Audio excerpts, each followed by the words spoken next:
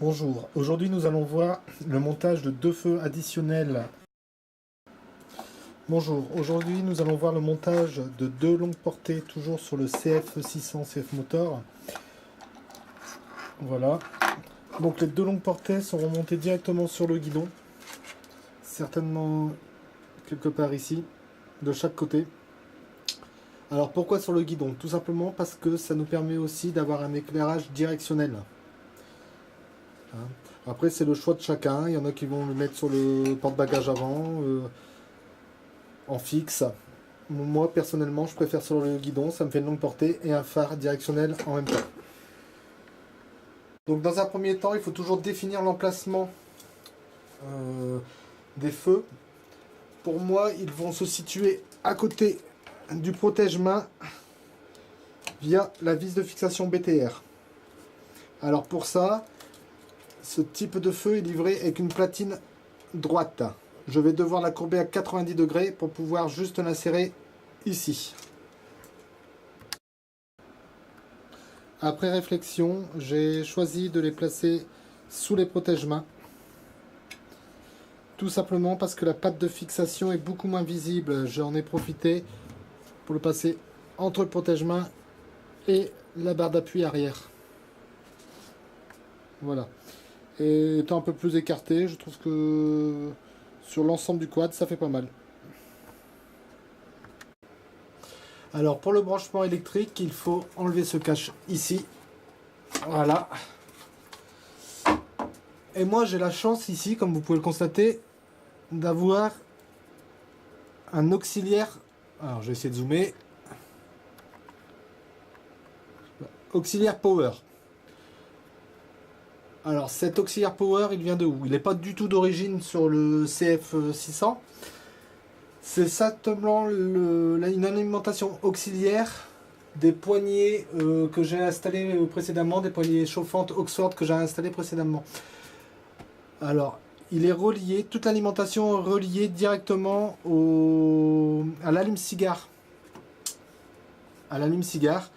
Alors pourquoi l'allume-cigare? Pour deux choses. Tout simplement parce qu'il est déjà protégé lui-même par un fusible. Et deuxième chose, quand on coupe le contact, on coupe l'alimentation. Alors ça évite d'avoir une batterie qui se décharge parce qu'on a oublié d'éteindre les longues portées et parce qu'on a oublié aussi d'éteindre les poignées chauffantes. Voilà, c'est une petite astuce. Alors pour se brancher directement sur le 12 volts de l'allume-cigare, il faut regarder la vidéo installation de poignées chauffantes Oxford. Voilà. Alors une petite chose à savoir, tout ce qui est éclairage à LED, comme ceci, il y a un plus et un moins. Il faut obligatoirement les respecter. Donc pour ça, on utilise tout simplement le voltmètre, mis en position continue 20 volts. On met le contact sur l'alimentation auxiliaire. On va le tester. Alors, le plus, je le tente ici. Et ici, je m'aperçois que j'ai moins 12 volts. C'est-à-dire que je n'ai pas la bonne polarité entre guillemets. J'inverse.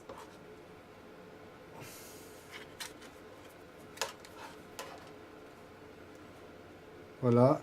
J'ai une tension de 12 volts 52. Ce qui veut dire que mon plus est au niveau du rouge, ici. Toujours bien respecter la polarité pour de l'éclairage à LED. Très important.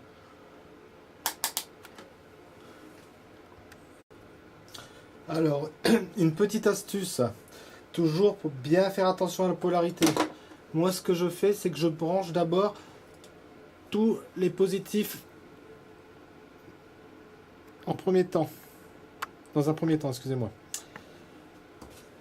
Alors, sur cette bande-là, j'ai mis une cosse ronde femelle. Donc là, c'est la sortie d'alimentation. Qui va être reliée à l'interrupteur, qui est ici, via une cosse ronde mâle. Je sais pas si on voit bien. Ici. En sortie de l'interrupteur. Cette cosse est très importante. J'ai mis une double cosse.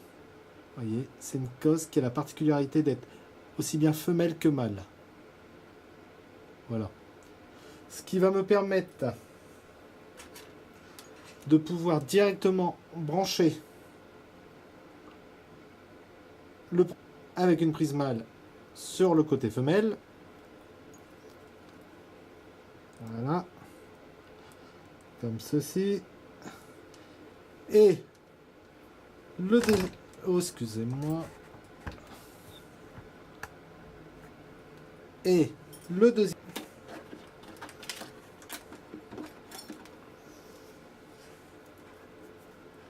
avec une prise femelle. Voilà. Donc je les enfonce pas là, c'est juste une des bras. Voilà.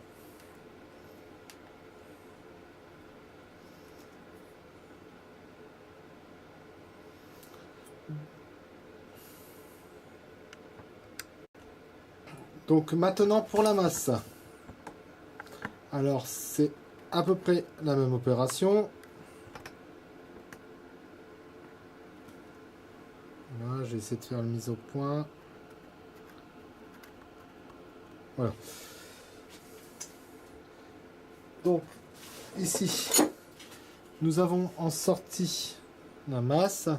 Donc toujours pareil avec une cosse double, femelle et mâle.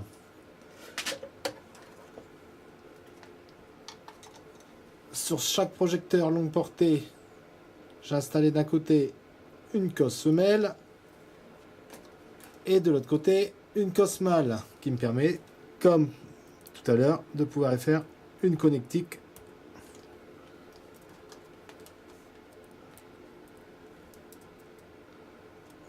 très simplement.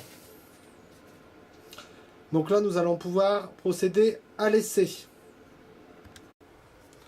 Donc nous allons pouvoir procéder à l'essai. Donc je mets le contact, le petit interrupteur, là il est en position off, on et off. Donc l'essai est concluant. Je vais pouvoir procéder maintenant à l'isolation de chaque cosse via un Chatterton et ensuite Colson pour faire quelque chose de très propre. Et on se retrouve à la fin pour monter le résultat final. Donc voilà les branchements isolés. Alors l'avantage du Chatterton, c'est qu'il isole électriquement et il permet aussi de faire un maintien des connectiques. Voilà. Donc tout ça bien sûr sera caché par le carter.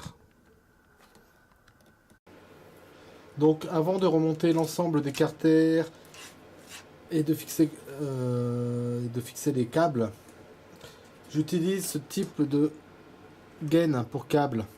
Voilà. Hein, pour dire de pouvoir cacher et que ce soit plus esthétique. Donc voilà le résultat final.